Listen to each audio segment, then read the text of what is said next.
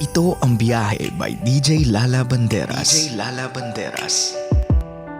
Back with me, DJ Lala, para sa ating programang Sakto, Klaro, Diretso. Unang senyales sa ating biyaheng malabong maging kayo.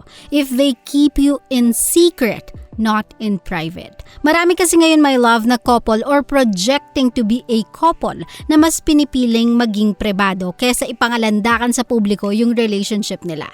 Less sausaw, less problem, kumbaga. But iba ang keeping your relationship in private from keeping it a secret. Private kapag hindi nyo pinapangalandakan, pero pag tinanong kayo kung kayo, ang sagot ay yes. And obviously, yung in secret ay kapag tinanong ang isa sa inyo tapos itinanggi nyo. Wala nang masasakit pa sa feeling na para bang takot ang isa sa inyo na sabihing meron kayo. That is exactly why malabong maging kayo for real. Unless you are a high-profile celeb na may pinoprotektahang love team, I suggest don't deny na meron kang partner. People will say whatever they wanna say about you guys, but the only opinion that should matter ay those coming from the people who are closest to you guys. So kapag dinanay ka, kuya or ate girl, mag-isip-isip ka. Either kabit ka, pastime ka, o ikaw lang sa inyong dalawa ang nakakaalam na kayo na.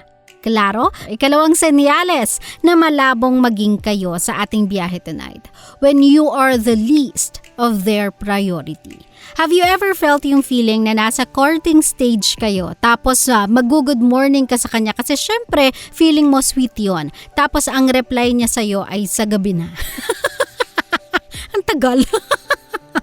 Diba? Kung hindi siya graveyard shift, mag-isip-isip ka na, Diyos ko. Lalo na kung wala naman siyang trabaho, nakaw, matinding pag-iisip dapat yung ginagawa mo. Ilabas ang sinaunang kasabihan, kung gusto, may paraan. Kung ayaw, madaming dahilan. Walang load, walang time, madaming ginagawa. If that person matters to you, you'll find a way and you will definitely make time. Kung hindi pa man din nagsisimula yung relationship nyo, ganyan na ang eksena. It should be a red flag for you saying na malabo talagang maging kayo. Love, do not be hyped by the romantic feeling of love to see that some people are just not worth your time. Minsan kasi tayo na lang yung nagja-justify na worth it sila, pero sila won't even make an effort to be one.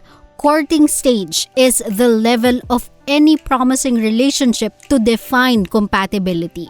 Use it to learn about your potential partner and not just a level of kilig. Klaro? Love, we will take a quick stop muna sa ating biyaheng malabong maging kayo para magbigay daan sa ating biyahe sender of the night. Ito ay pinadala sa atin sa ating FB page, DJ Lala Banderas. Alamin natin ang biyahe ni Mr. T. DJ Lala, good evening. Paano ko ba sasabihin sa karelasyon ko ngayon na medyo nawawala na yung feelings ko sa kanya?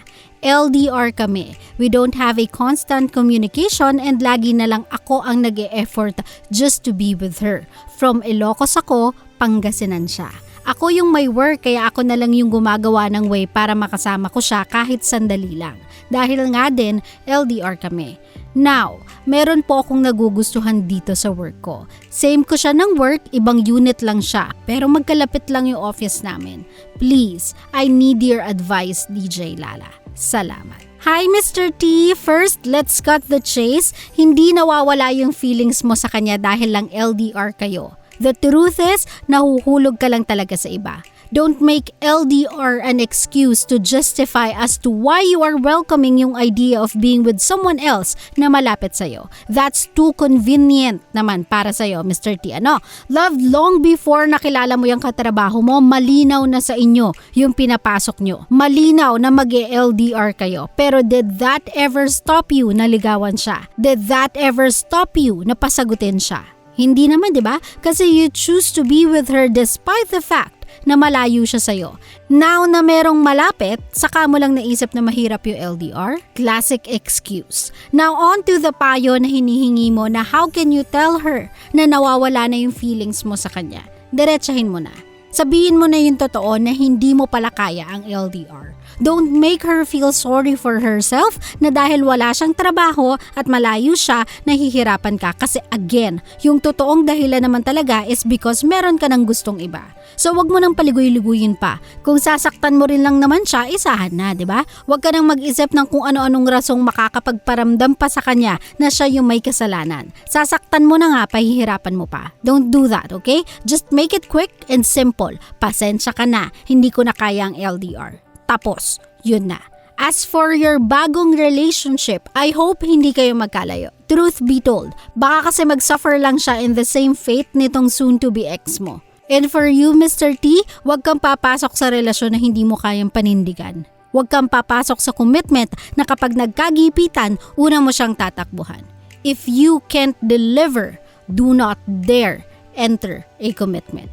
Klaro? I hope Mr. T natauhan ka sa mga sinabi ko kasi nga naman dalawang babae ang masasaktan sa prosesong ito. Okay? Huwag ka masyadong GGSS.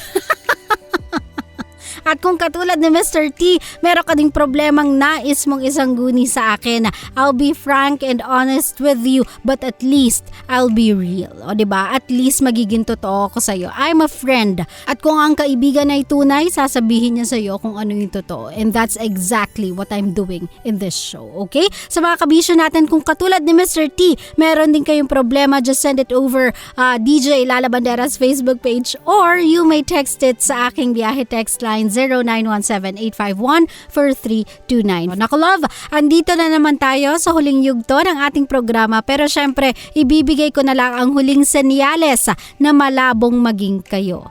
If the other one is taken. This one is too obvious but sometimes people dare to play with flame thinking hindi pa naman niya asawa. Worse, asawa na pero ang thinking hindi na naman niya mahal.